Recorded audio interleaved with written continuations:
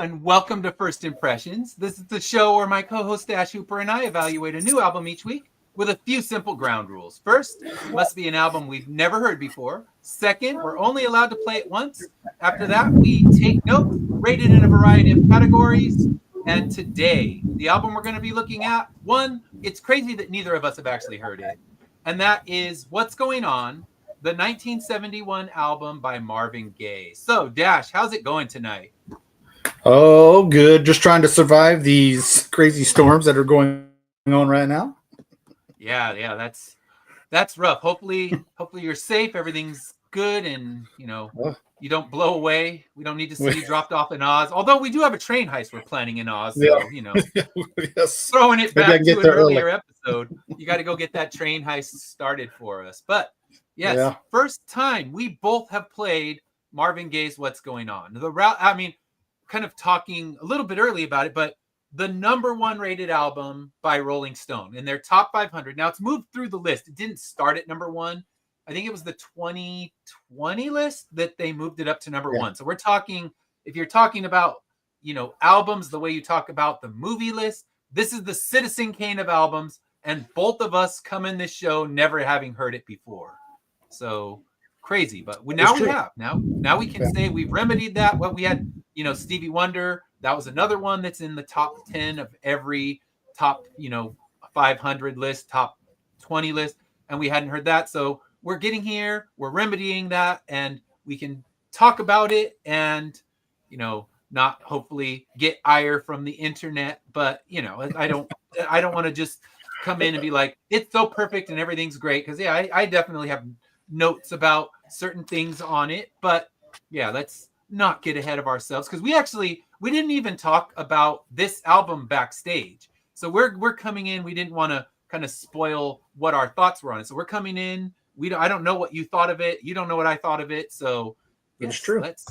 Let's start it off, like always, with the history of the artist. So I tried to dig a little deeper. I actually played several different podcasts that talked about his life, this album in particular, but it starts April 2nd, 1939. Marvin Gaye was born in Washington, D.C., and he had a difficult childhood. He had a preacher father who was also a raging alcoholic. He was physically and verbally abusive to Marvin, his siblings, his wife, and because of that, Marvin decided to get out of that house at age 17, where he joined the Air Force, but discovered that the Air Force to him was as stifling and difficult to deal with as he was dealing with at his home life. So he left kind of a tyrannical father and went into tyrannical drill sergeants. And the military back in that era was no joke. I mean, they would beat you like nothing. Like, all right, I know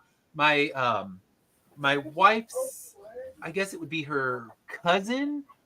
He talked about when he was in the Marines it would have been about this time, like the 40s and 50s, that the drill sergeant, if he didn't like you, he would just whack you upside the head with the butt of the gun. I mean, it's like Marvin's getting abused at home. He goes and starts getting abused in the military. So he faked mental illness to get himself out of the Air Force and received his discharge. And then at that point, he just kind of started going around in the 1950s working as a background singer in different R&B and soul bands.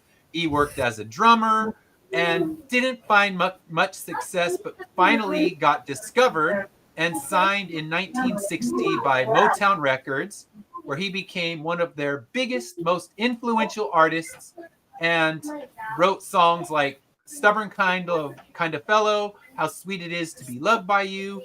And then what he really started getting acclaim with was when he did his collaborations with Tammy Terrell. And he did Ain't No Mountain High Enough, You're All I Need to Get By. Also, I heard it through the grapevine, which honestly I didn't know was a Marvin Gaye song until I was doing my research. So it's funny. I know the song inside and out. I could sing along with every lyric, but I didn't know it was a Marvin Gaye song because his voice really began to change and develop in a different way after this album that we're covering today. This was when he kind of really found his voice, that smooth voice, that sultry voice that became his staple. So he worked with Tammy Terrell in the late 60s, and she ended up passing out in one of their performances. And after that, they thought it was just exhaustion because she was touring pretty relentlessly with Marvin Gaye. And they thought, okay, she's just suffering from exhaustion, and discovered it wasn't exhaustion. It was actually a brain tumor. And she died in 1970. And in 1970, that's when Marvin Gaye decided he needed kind of a change. He was not happy with the direction Motown was sending him, especially because when Tammy Terrell died, Berry Gordy was just like, you know what, we're going to find someone else who sings kind of like her. You're going to finish these duets and get to it. And that wasn't something Marvin Gaye was very pleased with. So he decided to change things up and write a brand new album. And that's the one we're going to be covering today, What's Going On.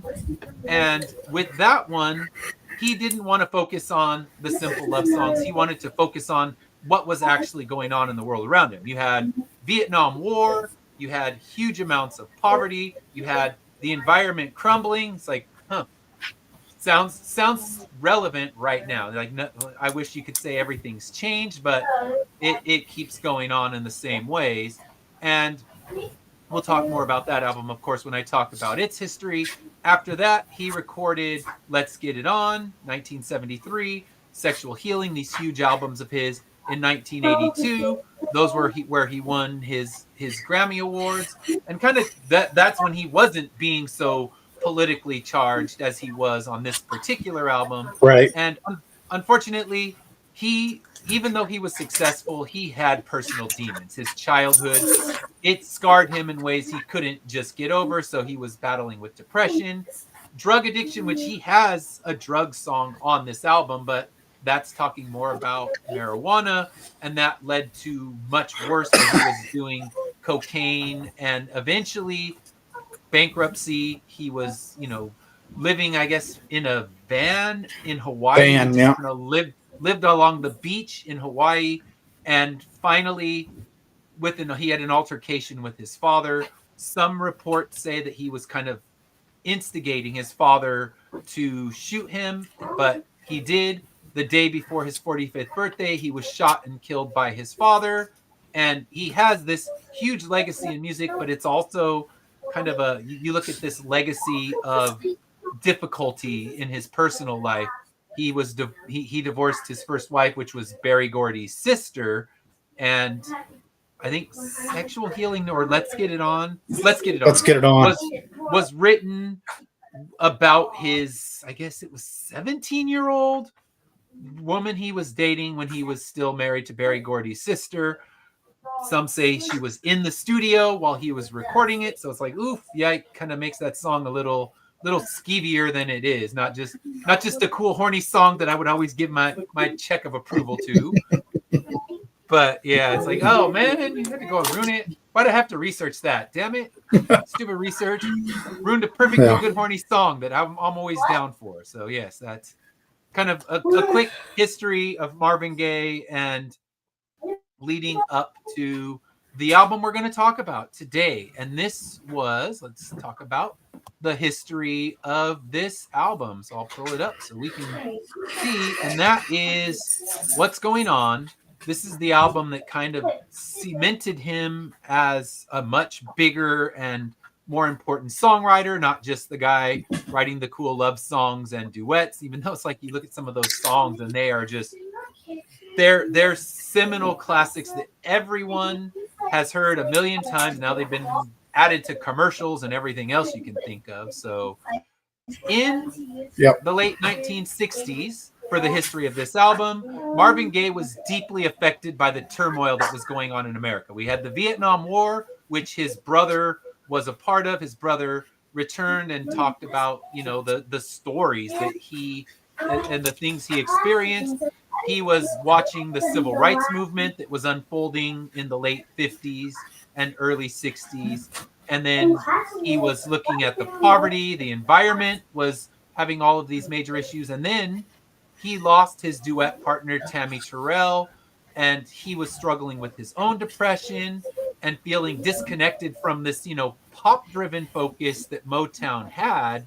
So he decided that he wanted to record something bigger. But it started with Obie Benson from the Four Tops, who witnessed a brutal clash between the police and protesters, and he began to write the song What's Going On. The Four Tops wanted nothing to do with it because they weren't a political band. So Marvin Gaye got the song. I think it was, oh gosh, I'm trying to remember. It was one of the 60s songwriting women, and now I'm going blank on it.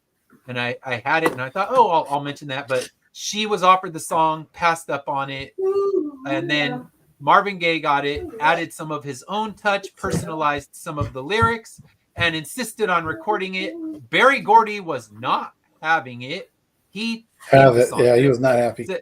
He said it was the worst song he ever heard. And I guess he played it when they had finished the recording. He played it for a room full of Motown executives, and they all said the same thing. Like, this isn't commercial. This is career suicide for you. And the one person in the room who liked it, Stevie Wonder. So I was like, all right. Stevie Wonder knew what he was talking about.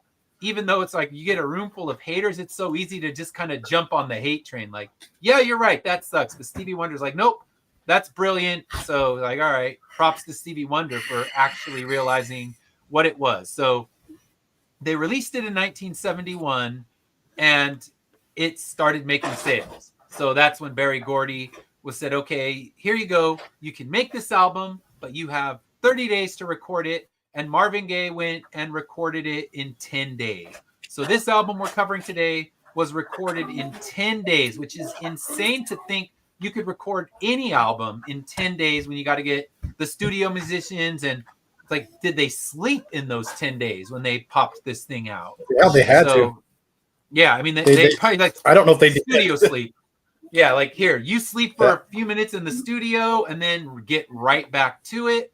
And it's got songs that, What's Going On, Mercy, Mercy Me. These are huge hits and made him, they made Motown lots of money. And that's when Berry Gordy decided, wasn't such a bad idea.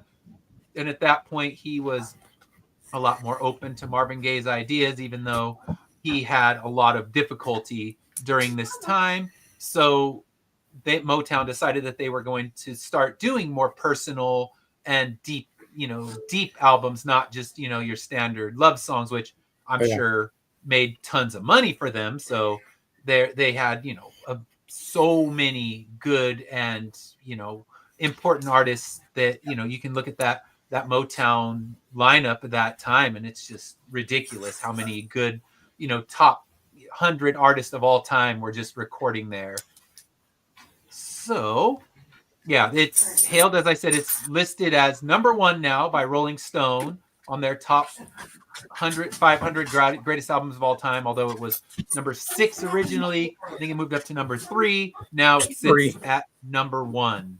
So let's take a look at the reviews, which are not, it's one of those ones where it's not immediately loved by all. It's hard to find reviews because, of course, with an album of this level, it's all love now. Yeah, it wasn't loved immediately. Like you said, Berry Gordy hated it. The majority of the critics hate it. And let's not act like this was the first protest album or, of all kind, because you had lots of protests. You had Creedence Clearwater Revival. You had a lot of them protesting the war. I think this was the first Motown album to do any protesting at all. And maybe he opened it up for Motown, but you're right. I saw a lot of reviews that they disliked it from the beginning. Yeah. And I know, I think that's what you're saying is true, because the 60s, that was the time of protest music. There was so much music protesting Vietnam, protesting environmental issues.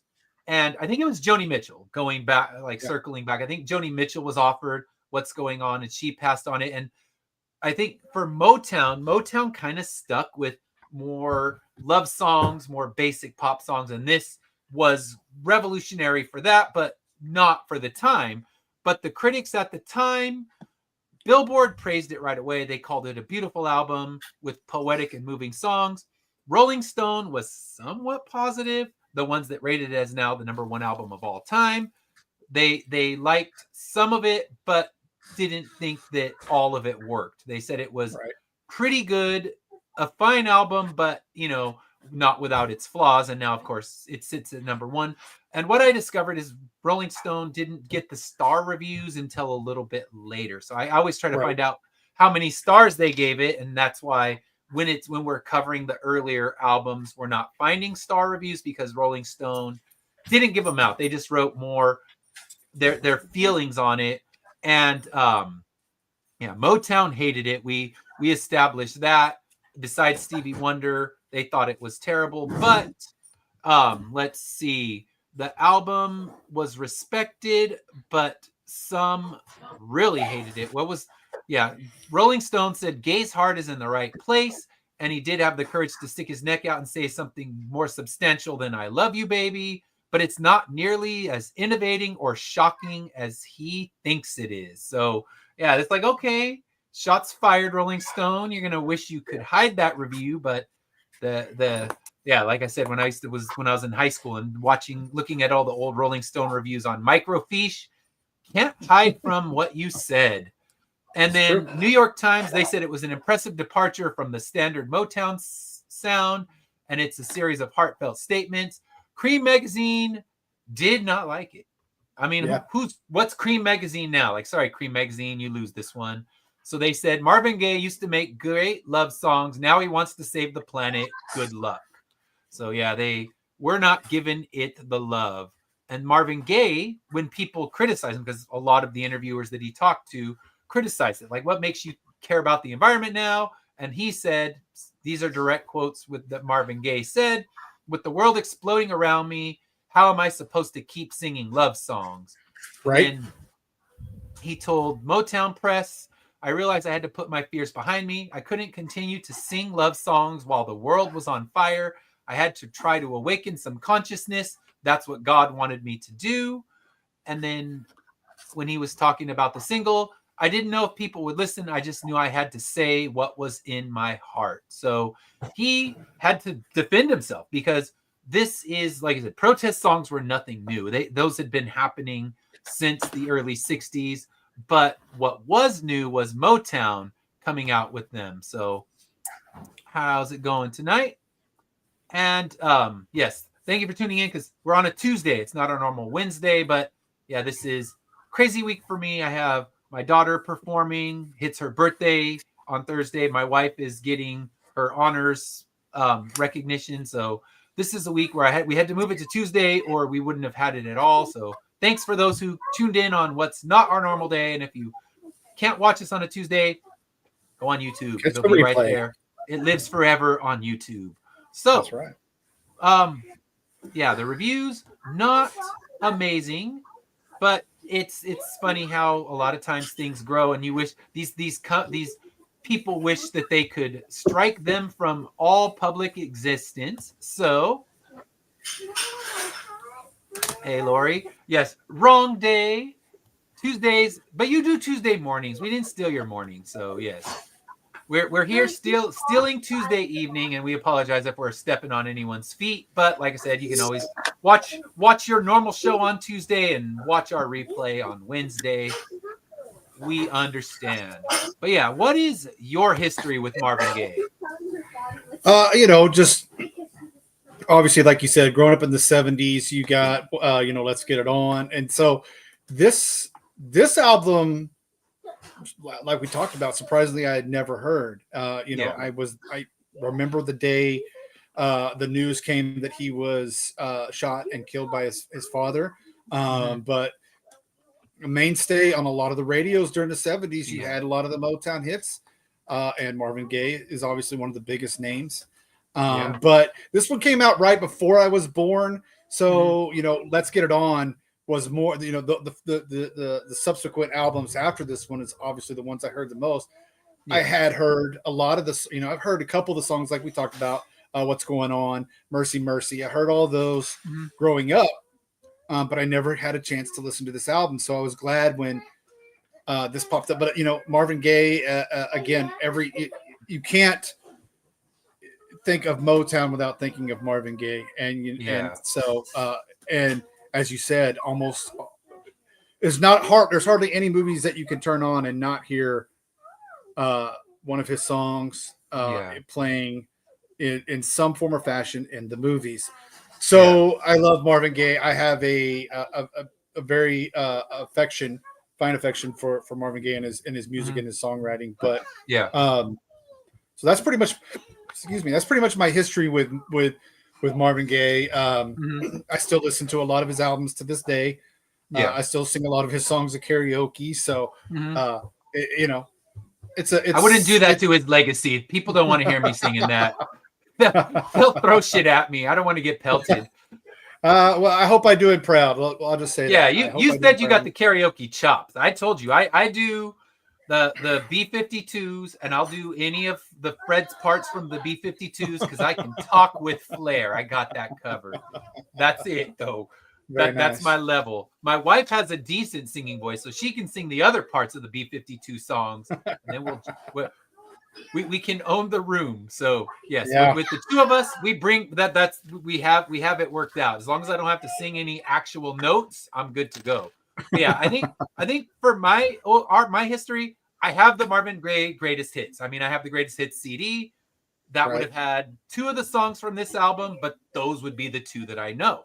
And the other ones like his good horny material. That all right, if you got a love scene about to go down in a movie, boom, let's get it on. That you got to play that one because it works for every movie when you need to show some people that are about to get down to business. So it's been used in infinite movies. It'll be used in infinite more because it's just that damn good. So it's one of those things that we haven't heard the last of it in movies or any of his stuff because like I said, I didn't even know. I heard it through the grapevine was his, but they said that his voice kind of modified and changed after this particular album. So you can listen to him on I Heard It Through the Grapevine, listen to him on this album and his subsequent albums, and he does have a vocal change. Although, if you listen, like, okay, I listen now, I know it's him, but I didn't know. So let's see. What are your overall thoughts on this one?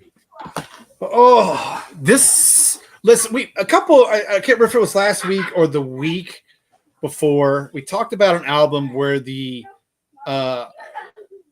music just continuously went, and it just, and for that album, it didn't work. Like there was no seamless. For this, this is. I love that this is a story. This is an entire story of a gentleman who just came home from Vietnam. And every one of these songs has something to do with this gentleman. I love a story. We've talked about it before. I love a storytelling album. Oh yeah. We love the concept albums. That's both that hits us both the same way. And that is this album. And you were talking about the reviews, you were talking about the criticisms. For me, I mean, we are in 2025, and this is the very first time I've heard the entire album. So, maybe I might have had a different, but I doubt it. Yeah. Because I feel like this work, the seamlessness, the going from one song to the next, because it is. You could look at this as one whole sequence of a man's life as he stepped off the plane. He probably or the bus that brought him in, whatever the case may be.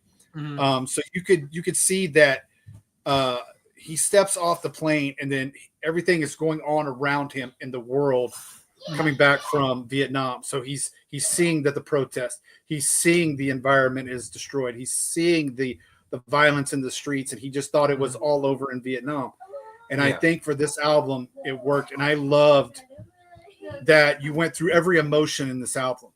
In every song you went through violence, you went through praising God, you went through the as you talked about. There's a song about the drug use and the addiction and the pain of that. The addiction. So yeah, he brings up the addiction. I know Dash is dealing with weather issues, so I'll step in. I'll talk about my overall thoughts while we wait for him to get back in the room. But yeah, my overall thoughts. I will. It's just the same thing that he was talking about. How it is just one big sweeping epic single song, the way it's recorded, and that was something I didn't know when I first got this album. Excuse me, I didn't realize that it was written as a single track, and it's just beautiful the way that the songs kind of flow into each other.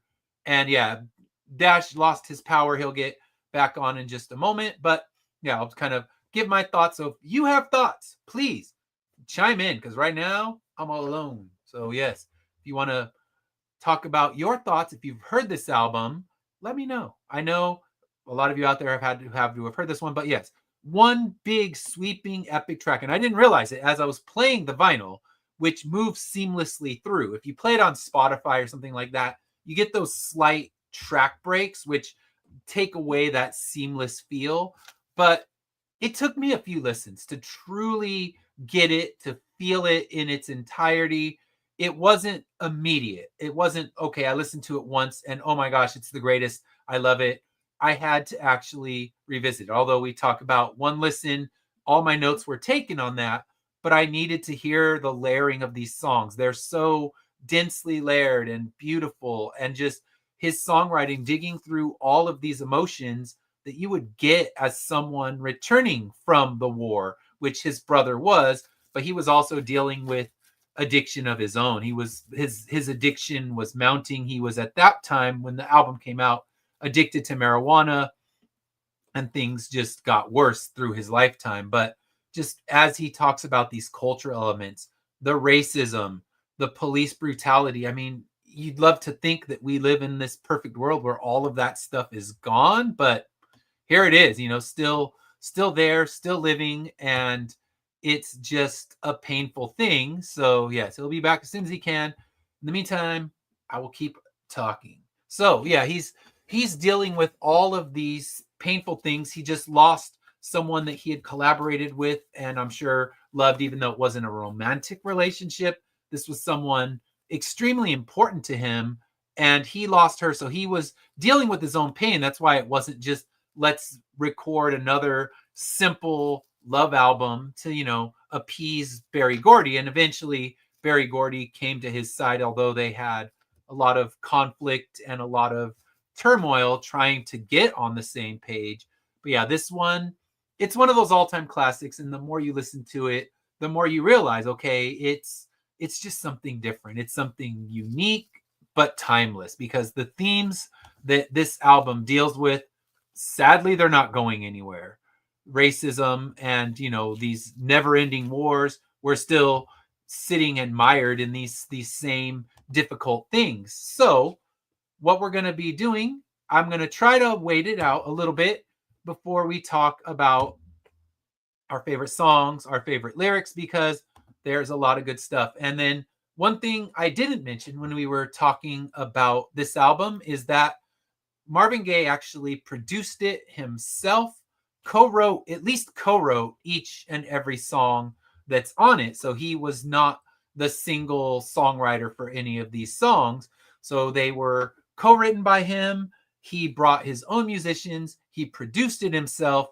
And really, he was going all in on this thing, because once the song found success, at that point, he was able to, and Dash is back. So once the album found success, He was able to record it, even though Berry Gordy only gave him the 30 days, but he did it self-produced. He brought the musicians that he loved. And even, as we'll talk about when we get into one of my nitpicks on this album, he brought in the Detroit Lions, some of his friends who were on the Detroit Lions, to come in and just kind of be background noisemakers on a few of the tracks. And also that was his threat to Berry Gordy was, oh, if you don't let me record the album I'm just going to go play for the Detroit Lions, which he tried out for and did not make the Detroit Lions. So yeah, even though the Detroit Lions, I'm sure, were no juggernauts back then, he's still like, even though we're not the greatest team, Marvin Gaye, you're still not going to make our team. And he hadn't even played football, but just thought, I'm going to go play for the Lions because he knew some people that were on there. So best songs. We'll let you go ahead and start. What is one of your favorite songs? All right. Sorry about the like I said, we're having some bad weather here, so I apologize for that little hiccup there. My favorite song, like I know we're all going to talk about what's going on and probably Mercy, but I loved my very favorite one is God Is Love. Mm-hmm. And I think for me, the reason why people are going to ask me why God Is Love, it didn't get released, but it's the bright I feel like it's a bright moment in a dark album. Yeah. And not that the darkness is bad, because like I was talking about the first impression or my overall thoughts is that you needed to have all of this emotion. You needed to have all the emotion. But this God Is Love comes in and just kind of, especially after Save the Children, which is a rough song, very dark and rough song. But yeah, I love God Is Love. And I think that's one of my favorite songs. And then Holy, Holy, again, another, while I appreciate, and I love, and I can say this now, I appreciate and love the whole album. These two songs, I think for me, show that even though that he's going through all this emotion, he still has hope, and there's still some kind of bright spot in his life, and that's what he's striving for. He knows that there's stuff going on in the world. He knows that the violence, and he just left Vietnam and knows there's violence, but it shows hope, and I think that's what those two songs do for me.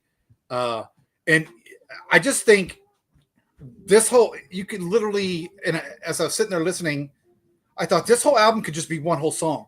Yeah. This is one whole song with different tempos and different chapters in the song. Yeah. And they all kind of feed into each other really well. Yeah. So those are my two favorite. I'm going to call them my two favorite chapters. While I love the entire album, those two are my favorite, but I do appreciate Save the Children. I do appreciate Mercy, Mercy Me, Inner City Blues, the rest of them. But those two tell me that he still believed in hope. And you know, even if he's talking about the soldier, if he's talking, or the soldier's a metaphor for himself, Marvin still has hope, even though he's going through depression, even though he's dealing with everything in his own family, he still had hope, and that's what I look for in this album myself. Yeah, I mean, you got to have the brightness, or else it just becomes overly sweltering. So he has those bright moments, and that's where we can see, even though his father was, you know, the worst of the worst when it comes to a preacher, his faith is still important to him, and he still can use that as something that brings him happiness, that brings him hope in the world. That in this album, it's a hopeless world he's looking at, and you know what's going to get him through this when it's poverty and it's war and it's protests and it's, you know, people getting assaulted in the streets who look different. And that goes back to those 60s protest songs, that the hippies, you know, the long hairs, they're going to be looked at poorly by, you know, by the cops and everything else. And then of course him looking at African Americans also dealing with even worse than what, you know, the hippies in San Francisco would have to deal with. So he has all this hopelessness, but yeah, those songs are his moments where he can look at it like, okay, I can look and find some happiness in, you know, a dismal world. Cause yeah, it's not a happy place he's looking at. So yeah, my favorite track on this one was Inner City Blues. Even though it was, you know, it's not a happy song, it's such a big builder. It's the smoothest song on the album. I love the bass, I love the vocals, and then just as he's discussing this the big problems this generation is facing that we still face today. But one thing I loved about it, kind of talking about it being a concept album is how it ends with him saying "Mother, Mother" again. Yeah. Bookending the opening of the album. So it's starting with "Mother, Mother," and then it ends with that, and it's just like, ooh, chills as he closes this album so beautifully and reconnects it with how it started. So it's like, okay, the world is still messy, but looking out for her, for that hope. And yeah, just, oh my gosh, just one of those perfect segues that build from the first song. And if you play the vinyl, it's seamless. It doesn't have those pauses between tracks. I was saying that when you were off, where the Spotify gives those little like 2-second little stops and it breaks the flow. Where this one, it begs to be listened to either on vinyl or CD, something that's going to play it seamlessly like it was meant to be played. Yeah. So there's no way. I mean, while I could listen, like I should say no way, but I will listen to it on Spotify. But the only way to appreciate this is to listen to it on vinyl. Yeah. The way it was meant to be listened to. And because this is, again, and it's like you talked about, I like the bookend. I like how it starts off mother, mother, mother, and then closes with mother, mother. That's why I say it's one whole song with chapters it throughout. Because it's such a seamless and you this is one where there were head bobs, but this is one where you actually close your eyes. And probably because I have been military and I can empathize with the position that he's been in. Not that I've been spit upon and thought differently of because I served in the military, but you're coming back and you don't know what you expect when you come back because things are different over there. And so you can close your eyes and you can put yourself in Marvin's spot or the soldier's spot who he's singing about, and you can visualize everything. And this is a timeless album. And there's things that he's singing about in this album that we're still dealing with to this very day. Whether it be the violence in cities, whether it be the environment, he's got songs about everything in there. And so you're not just thinking about then, you're thinking about now as you're listening to it. And so I think I'm getting way off track, and I didn't mean to get off on a tangent there, but I just think this flows so seamlessly, and it's hard to say. It's one of those ones like where we listen to Alabama Shakes, or we listened to Stevie Wonder not too long ago, or even when we listened to The Cure. This is one of those albums where it's hard to say that what is the best song when the entire track for me is one whole song, and it's a very good song.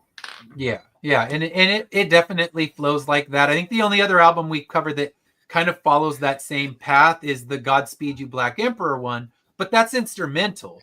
But it does flow like one long track where you think, how can you break it apart when everything just moves and flows together? But this one does the same thing, but also adds those lyrics that keep connecting. So it's like he took it even bigger where, it's great. And I think, besides, of course, we can talk all day about the big hits that would be on the greatest hits, but I also love What's Happening, Brother, where it just kind of moves into his, really talks about what his brother was dealing with. And like you said, the soldiers being spit on and things like that.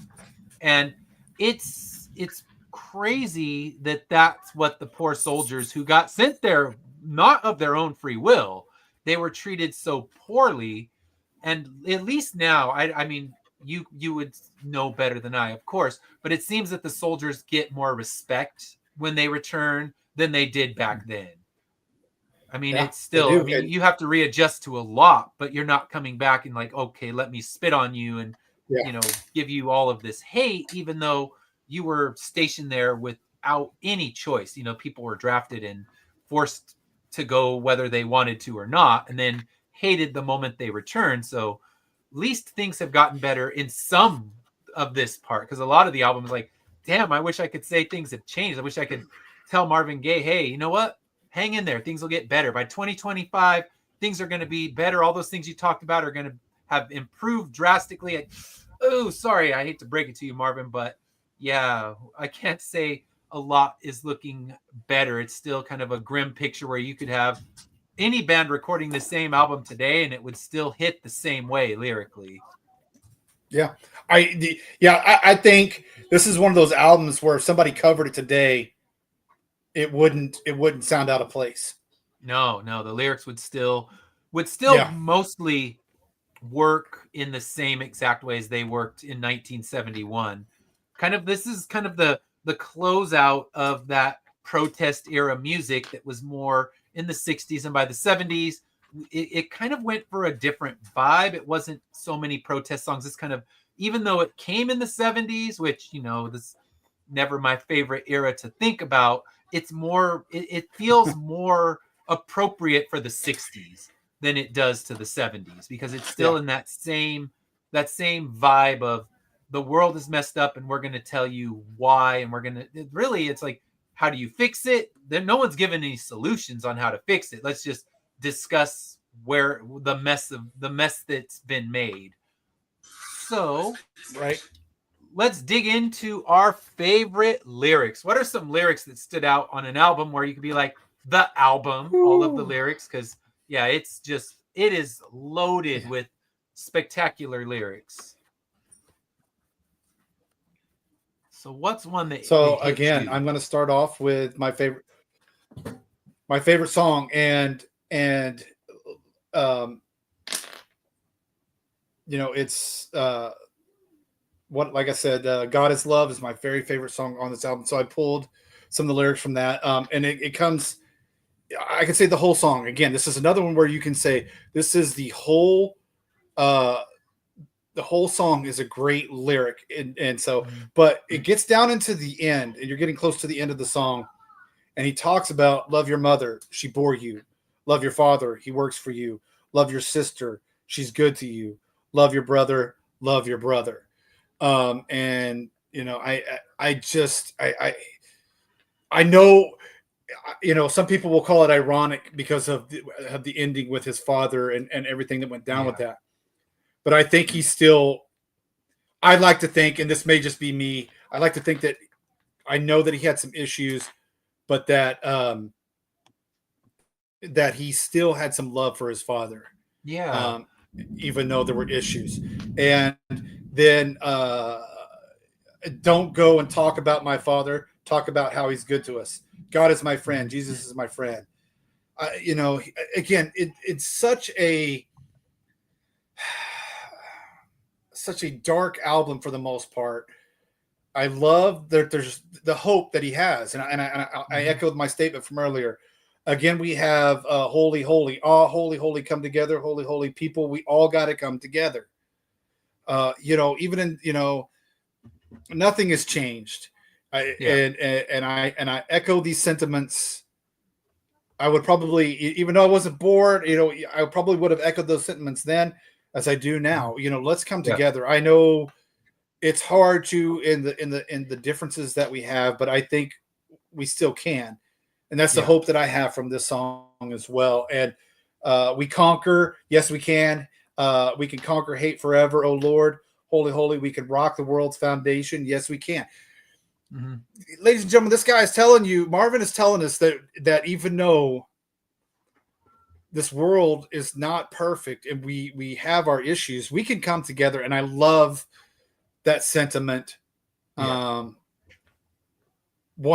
And then obviously what's going on. There's far too many, you know, there's far too many of you dying. He's talking about this is where he's talking about the war. He's talking about the stuff going on in the streets. And he's like, we don't need to escalate. You see, war is not the answer, for only love can conquer hate. I love that. I mean, this is an album that starts off with telling you, we could do this. We as a society can do this if we put everything aside. And I wish, and hopefully someday that will happen. But yeah, I just love the way it starts off. And again, it finishes, you know, mother, everybody thinks we're wrong, but we're not. We can do this. And those are the lyrics. And I could, again, I could go through this whole album, I could pull every song has something in there that resonates or something in there that's strong, but those are the ones that I want to speak on hope, even though this album is everything. I want to speak on the hope. And for Berry Gordy to say, I can't understand, and maybe obviously we're not back in 1970, 71 when this is being recorded and ready to go, but for Berry Gordy to say this is one of the worst songs he's ever heard, I have to ask Barry why he thought that. Because what were you hearing that we're not? I don't know. Yeah. And this is an anthem for many movies and many, I mean, like you said, commercials, movies, TV shows. It doesn't matter. This is an anthem, and I think it should have been treated as such. Then Barry, I think Barry was just upset that he wasn't doing what Barry wanted.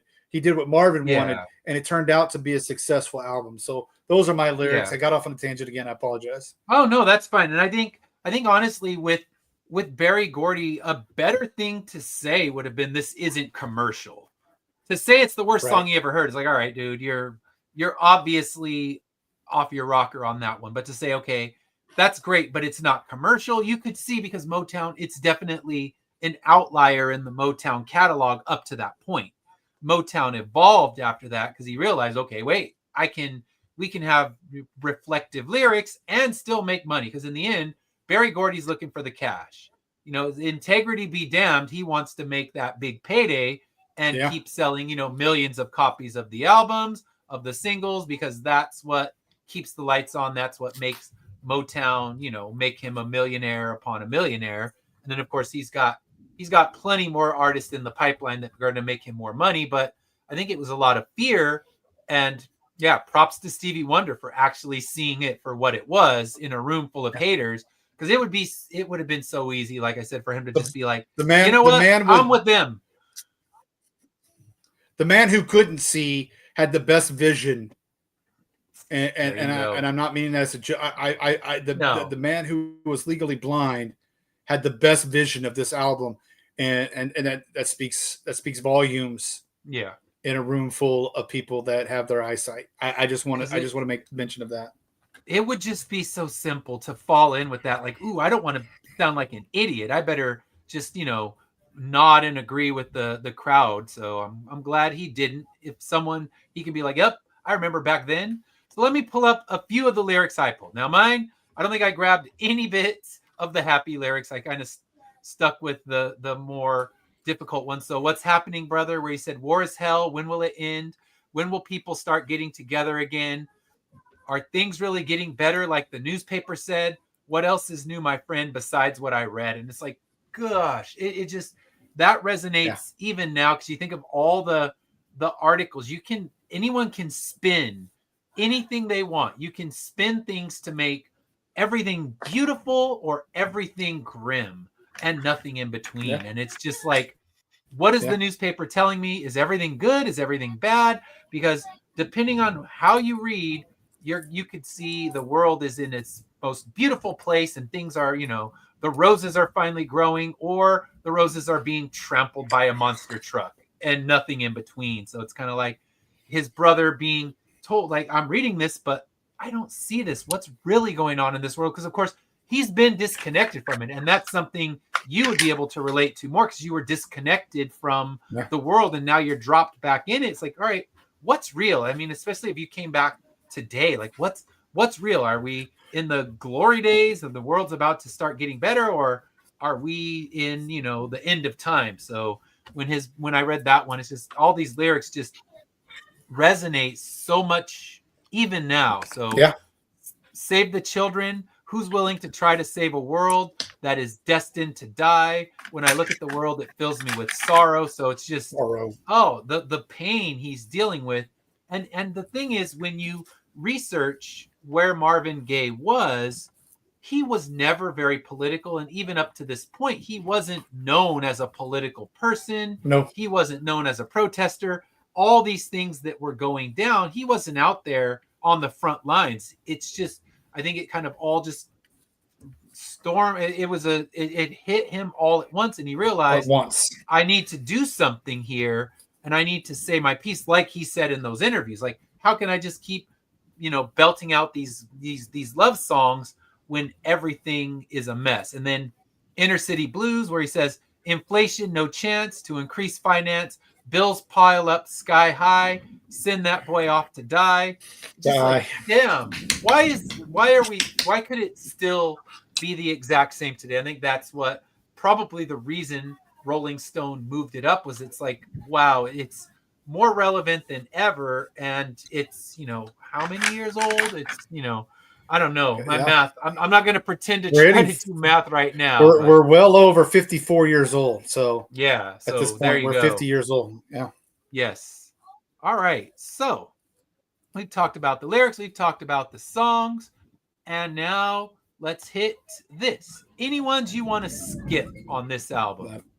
No, because as I said with this album, it is a seamless one song with chapters breaking it up, talking about one man's recollection of what's going. This is Dash's very small, very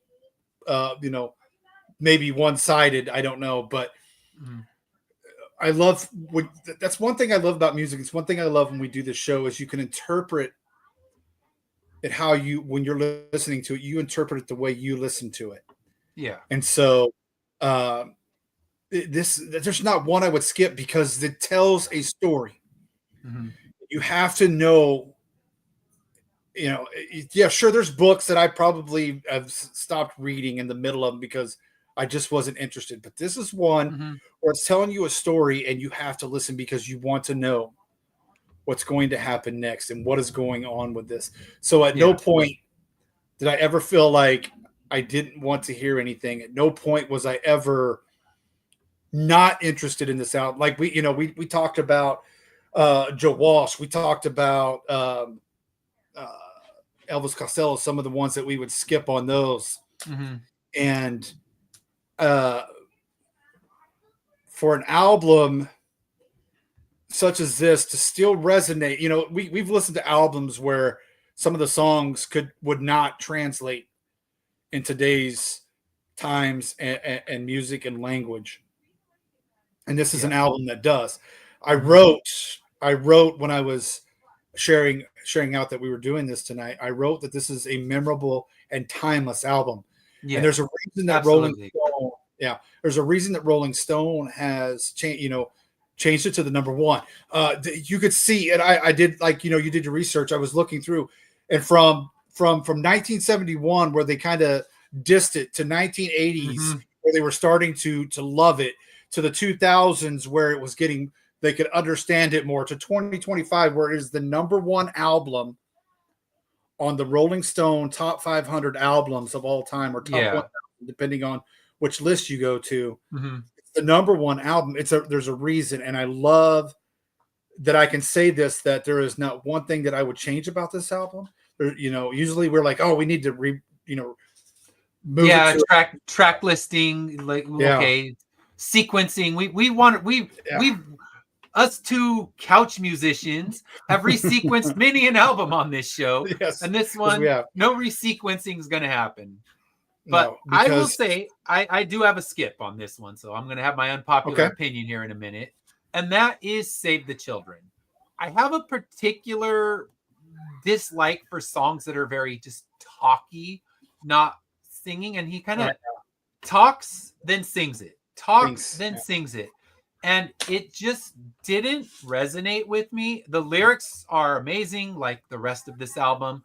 And about 3 minutes in, it builds so that it can have that connective tissue to God is Love. And I love how it ends, which almost didn't get a skip. But then I thought the opening section, if I could take anything out, I'm going to take out the opening section and leave the end where it has that connective thread, because it's so beautifully done. And I'm just like, all right, the beginning where he says the words, sings them, says the words, sings them. It just, that particular style wasn't grabbing me. And then I'm going to skip a part of the opening song, that dude who just keeps going. Yeah. I'm like, no, you're kicked out of the studio. You might be a Detroit line. He's probably a lineman. Like, no, I'll fuck you up if you try to kick me out. I'm gonna make this sound whether you want me to or not. So yeah, I want that dude kicked out of the studio. Yeah. I mean, the song, I'm not skipping the song, but I'm skipping him, and I'm booting him out of the studio. So that weird bird noise guy, get out. You're a Detroit Lion. You're probably old enough now that you can't destroy me. I can outrun you at least, but no, that's annoying me. So yes, that's the only thing, because it's a headphone album until you get that part. I'm like, damn bird noise guy, get out. So yes, that's the only part. I would skip the beginning of Save the Children. No full song skips. And then that noisy bird noise guy, he's got to go. He's fired, even though he didn't get paid, I'm sure. But you can wait outside and hang with your friends when it's over. Yeah. No more of those stupid bird noises. Get off, get out. But yeah, that's it. That's my only criticism. And I guess that's it. I mean, a few minutes of a song and then one particular noise that keeps coming back. I'm like, you again? No, get out. That's that kind of noise. That's that kind of noise where you're sitting around with your family and you're like, what is that? What's that? What is that? Why is he doing that noise? But it's immortalized now. Damn it. That's my sister that just posted. Okay. So, what Smokey Robinson are you talking about, Pay? All right. So you gotta give us a specific album. Let me know one. We are open to request our next batch. Dash and I were talking backstage. Our next batch is loaded with requests, loaded with interactions with the bands. We have some really good stuff. I have honestly never played a full Smokey Robinson album. And then what's the album you're saying? Bomber Brunch and Bring Your Mom In. I need to go to the Bomber School Brunch. The Iowa City Bomber Brunch with mom. Okay, I thought that was an album, and we're gonna bring your mom in as our special guest. I'm like, I'll keep all my profanities to a minimum. I'll be nice. I won't be a dick when you bring your mom in. We love you, Pay. So, yes, because my mom's already yelled at me for overuse of profanity, but that's all right. Well, it didn't work. Uncle Swift. Sorry, Mom, we'll bring in Uncle Swift. Uncle Swifty. Yeah. We'll bring in Uncle Swifty to balance it out. Yes. So your mom can come in. We'll do. Since I misinterpreted everything you said, Peyton, we will not cover the album Bomber Brunch with your mom as a special guest. Although I'm down for that. You know, we can bring our moms as special guests. So Smokey Robinson. We'll definitely look at that as a potential future one. Just name the album, Peyton, because I've heard none of them, so you don't have to worry about overlap with that, because seeing as I come in with zero prior knowledge of Smokey Robinson stuff, it would be fun. I mean, we're hitting a lot of requests, and that's going to be a good time. So yeah, just drop the album in one of the comments, and we'll add it to our list. Our list is long at the moment. It would be in the next batch, because we'll probably pick, I think Dash and I only get to pick 2 or 3 in this next batch. So we got to think about what it's going to be. I'm not even sure myself, but yeah, we'll start putting together our next batch, and we have one more in this current batch. So, I'm looking for the next one. Before we do it, we're going to do an easy one. Are we going to keep this one or return it to the used bin? I mean, I think our thoughts on this one are enough. So, see, Lori, we don't hate everything. You just tune in on all the wrong weeks when I'm shitting all over things. And yeah, I mean, I'm not going to say I'm nice to every album. That would be a lie. It's only my albums that he wants to get rid of. No, there's no way I get rid of this. And this is one of those ones where if you're having a day that you need some, I know it's a very down and dark album at times, but as I said, there's some very uplifting songs on this. And if you need to be uplifted, you can still listen to this album and you'll be uplifted and you will get through it. So there's no way I get rid of this. This is definitely on the, I'm going to listen to this probably monthly type album. So it goes to the front. It goes to the front of the line when it went to albums to listen to. Mm-hmm. Yeah, I would agree. I would definitely not send this back. I'll send that guy out. I'm gonna send him to the used bin. But otherwise, we keep it all. It's a beautiful one, and it's a vinyl album or a CD. You want the physical media, not because I'm a proponent for physical media. Don't get me wrong. Absolutely. But Spotify doesn't do it the justice. Spotify adding those forced gaps between the songs breaks the beautiful flow that this album was written to have. And it's not just, I wouldn't call it just a vinyl or CD album. I would call it a vinyl or CD on headphones album. This is a true headphones album because you're going to pick up nuances that you wouldn't on the first listen. Absolutely. And as you play it more, it took me 2 or 3 listens to fully appreciate and love the album. My first listen, I was like, okay, it's a lot. It's a lot to unpack, and I gotta go right back. So it was literally played it, flipped it, played it again, and special shout out for the lyric sheet. Thank goodness, because nothing irks me more than an album without a lyric sheet. And it had it, so I was like, yes, Marvin Gaye, thank you for that. Nice gatefold with the lyric sheet in the middle, and I had what I needed, so I could actually read them and not try to sync it on Spotify when I'm playing the album. So thank you for that. So yeah, we're keeping it. We are not shuffling this one off, but next week, will I keep this one? I don't know. I have no clue where I'm going to fall on this one, but we are going to be doing Bad Company's Holy Water, which is one of their latest album, one of their later albums that came out 90s, 89. Yeah. I think it was like 91, if I'm not mistaken, but this, I haven't done my research yet. So I'm just making my best guess. So it's kind of right before grunge broke. Sorry, Bad Company. It's bad timing, but that's what we're going to cover next week. They're going into the Rock and Roll Hall of Fame. That's right. But with which singer, or did they bring them both in? I don't know. I just saw the list. I didn't get to do the full reading of because I saw Cyndi Lauper, White Stripes, Chubby Checker, and Bad Company, Soundgarden. That was it. Soundgarden was the other one. Yeah. So, at least Those are the ones. Now I'm going to say Rock and Roll Hall of Fame. You need to get in. They need to have Alice in Chains. They need to have Smashing Pumpkins. Billy Corgan might be a monstrous douche, but you can't deny the musical output that they had in the 90s. You don't have to like the guy. And I think it's going to be kind of like what is his name? Oh, the Joker, the smoker guy. Steve Miller. Steve Miller. They hated him so much that it took them forever to finally induct him. Yeah. But you know what? It's like, get over the fact that the singers might be idiots. You're not inducting the singer for his personality. You're doing it for what they did musically. And those are undeniable musicians. And I think they'll all have their say. But yeah, Jack White's coming in with the White Stripes. Uncle Swifty would be pleased because Jack White is his guy. So he would be most pleased to have Jack White in there. And maybe we'll even see a White Stripes reunion because him and Meg White can reconcile for one good tour because I know they don't get along very well.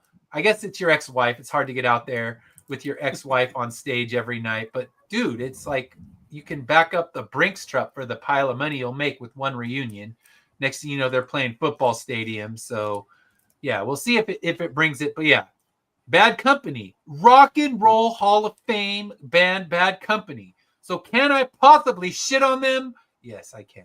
I don't know. Yeah, I can. Oh, and I can always find a way. I was watching, and this is for all you Joe Walsh people out there that hate. I was watching an episode of Criminal Minds the other night, and Joe Walsh just happened to be in the episode for, and they called him a rock and roll icon. Now I know all you Eagles haters and all you Joe Walsh haters. No, It was just funny. You know me basically, so you're calling me out. That's fine. I'll take my. No, I just thought it was funny that we'd just done the episode on Joe Walsh. Yeah, and that literally like 2 days later, that episode was on. I just thought how ironic that we just did a show on Joe Walsh, and here he is on one of my favorite television shows. So I just thought I would share that with you. But no, we all agreed on Joe Walsh. I think it was the album we covered. It wasn't Joe Walsh himself. Like he has songs that I know and like, and I think as the later albums got more rocking, because Pops is like he's Mr. Classic Rock guy, and the fact that he didn't like it, that's saying something. But the fact that Pops liked the My Chemical Romance album, but not the Joe Walsh one, we were living in Bizarro world for a minute. Well, it was because I think all of us had the same. All of us had the same feelings about Joe Walsh. I felt like we all just did not like the entire album. We were all on the same page, and I think it's because Rocky Mountain Way sets a certain standard of what you think the album's going to be. You could think it's going to be one of those cool rockers. I think even the reason we didn't get annihilated in the comments later on was because even the Joe Walsh fans are probably thinking, they're right. Not wrong. He might be wrong about Joe Walsh overall. They might think I'm wrong about the Eagles, but that particular album, the Bait and Switch album, you think Rocky Mountain Way, your vibe is broken. So I think his later albums, if I had gone off on one of them, I think we'd have a harder time. But those ones he kind of finds that rock tone and realizes, oh, that's what the people like. So that's what we get more of later on. I'm going to make you a bet right now. Mm-hmm. We'll call it a coffee. We'll make a coffee bet. So if you win, I'll send you I'll get you a gift card. Starbucks gift card sent one direction. Yes. All right. Yes. Starbucks. So I bet you will at least appreciate Bad Company's Holy Water. Okay. I think you will appreciate. I think I won't sit there and go, you're going to love it, but I don't think you will have it will be a 1. I think it'll be a 1. 1 Kate Bush? 1 Kate Bush for you. I'm going to say right now, ladies and gentlemen, you are listening right now. Holy Water will be 1 Kate Bush for Ed right now. Everybody hears it. Everybody's my witness. All right. So we're going to see. Because let's see. I mean, and in all fairness, I have not trashed all your albums. Like you haven't. No. But yes, I tend to be meaner, but I guess it's because I pick artists I already know when I'm sharing the albums with you. So it's easier to know that generally unless they completely do a 180 and turn to complete garbage, which I'm sure we'll run into one of those, because if, let's say, Smashing Pumpkins released a new album, we would cover it. And you might hear me going off, or if, some of these late era bands, you run into bad stuff. But Bad Company, it's going to get, I might be dropping a Starbucks gift card in the mail. We will see. Yeah. But, because I will be fully honest. I always am, sometimes too much. But it's not like I'm going to be like, all right, I'm going to sabotage it for a coffee. I don't think I need one that bad. So I'm not going to sabotage it just for my $5. That's why I made it a coffee. That's why I do it. I make a coffee with my son. That way he can't, because he's the type that would sabotage on me just to get the win. So that's why we do no, I'm kidding. But no, you don't crack on. I mean, you don't crack on. I think all the ones that you've usually panned, I've been right there with you for the most part. I guess so. You were sending those ones off to the used bin as well. So it wasn't like, oh, I hated the Joe Walsh, and you were like, you just didn't listen to it right, or I love the Kate Bush and you didn't listen. No, it's like, nope, we're in agreement. Yikes. In fact, I'm the only. Well, no, I think Chuck did, but for the first time in a long time, I sent one back to I sent Elvis Costello back to the bin last week. Yeah. So I know everybody was shocked. I know. But and the thing is, we both love Elvis Costello. So that was one that we anticipated a great album. And I think Chuck disliked it more than both of us, because I think New Amsterdam's a great song. I love that. That's like an all-timer for me. Where I heard it, I was like, ooh, and then Chuck's like, no, not good. But that's the thing. It's this is all opinion. And it's even Rolling Stone didn't like what's going on when they heard it the first time. So it's like we're just two guys. That's a professional rock critic who was trashing it. Now Rolling Stone wishes to strike it, but the microfiche warriors like me will never let it go away. It's like, that's right. You can't hide it, because you can hide it from the internet, but if someone has some random library that has the microfiche of all the Rolling Stones, we're gonna uncover your lies, Rolling Stones. You can't hide forever. All right, so we know what we're doing next week. Let's do our commercial break at the very end. So we're gonna close it out with a commercial break and then say goodbye until Saturday, where Dash is going to join me on Saturday's show. I will be broadcasting live from the Comic Cult, which is in the high desert in California. So if you are in the Southern California area, come on out. We're going to have I can't give away free comic books, but I will hand some free digital copies of my book out, free stickers to anyone who comes up. And yeah, it's free comic book day. It's Nerd Christmas. So come out, get free books. Come if you're in the high desert, check it out. But I will be broadcasting live in the comic shop, so you'll see a nice background of lots of cool comic books behind me. Excellent. And be a lot of fun. So I know it's not a lot of comic creators able to make it on because, of course, where are you going to be at a comic shop yourself? But let's check out our sponsors on this one and then say goodbye.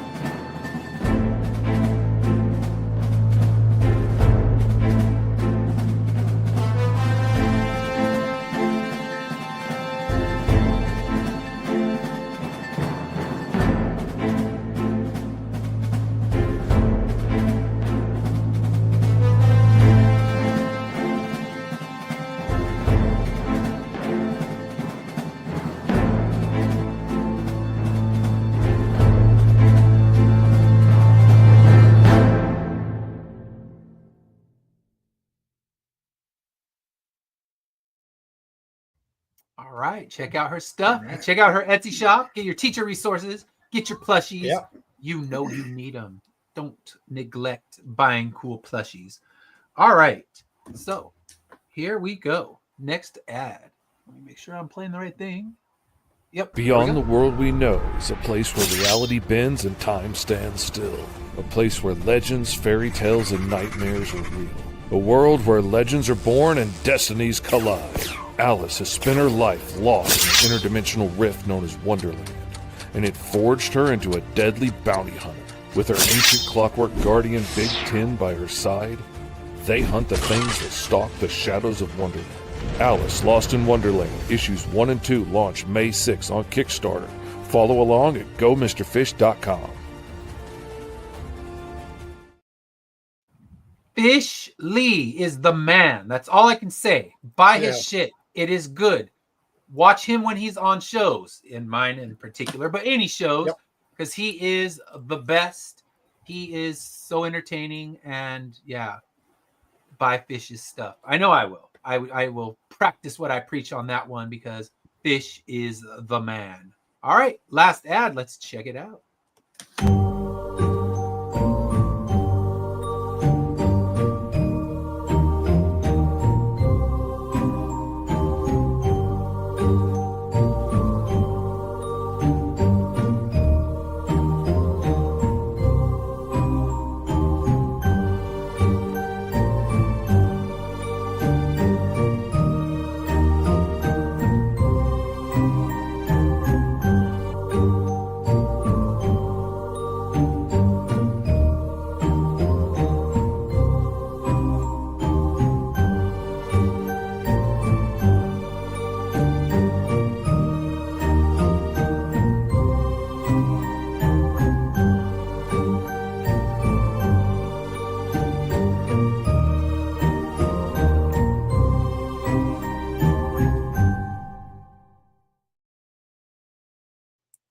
All right, Slaughterville coming in May, which is days away.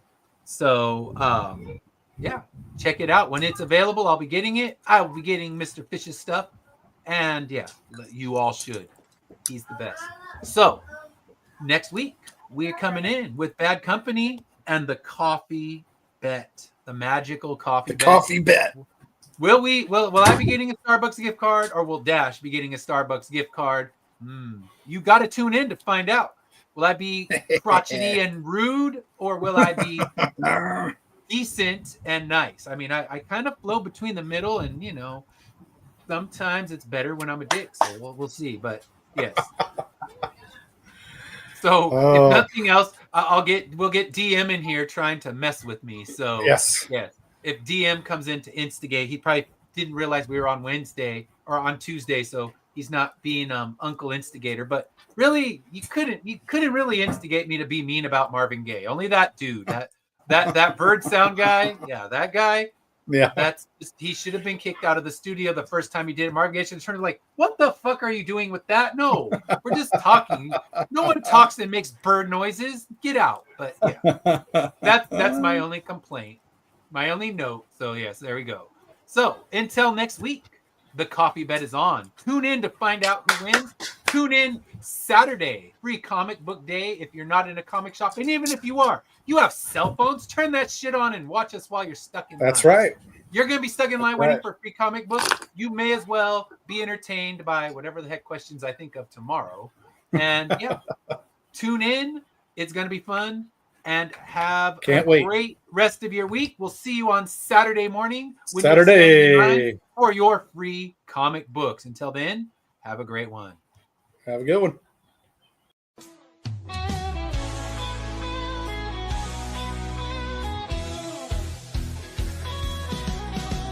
Click on the tube and feel the vibe. Every show you crave right here live. Heroes and villains clash in the night. Madness Comic Network sets it right. Scroll through the list, find what you need. Epic battles and fast-paced speed. From capes to cosmic space delight. Tune in and watch your favorites ignite. On Facebook, share the thrill so grand. On X, the buzz across the land. Madness Comic Network all around. In every episode, joy is found.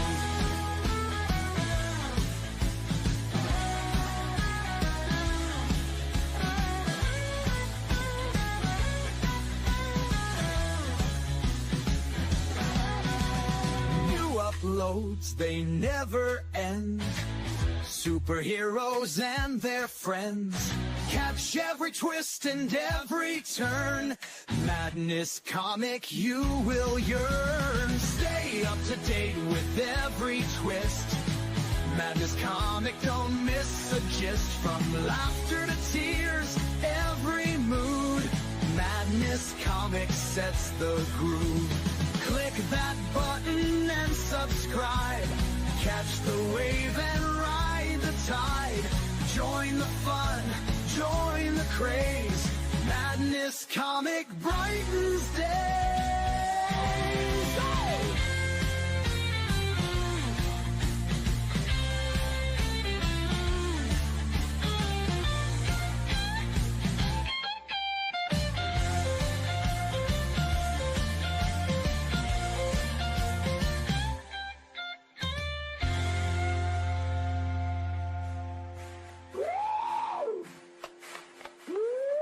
New uploads, they never end. Superheroes and their friends. Catch every twist and every turn. Madness Comic, you will yearn. Stay up to date with every twist. Madness Comic, don't miss a gist. From laughter to tears, every mood. Madness Comic sets the groove. Click that button and subscribe. Catch the wave and ride the tide. Join the fun, join the craze. Madness comic.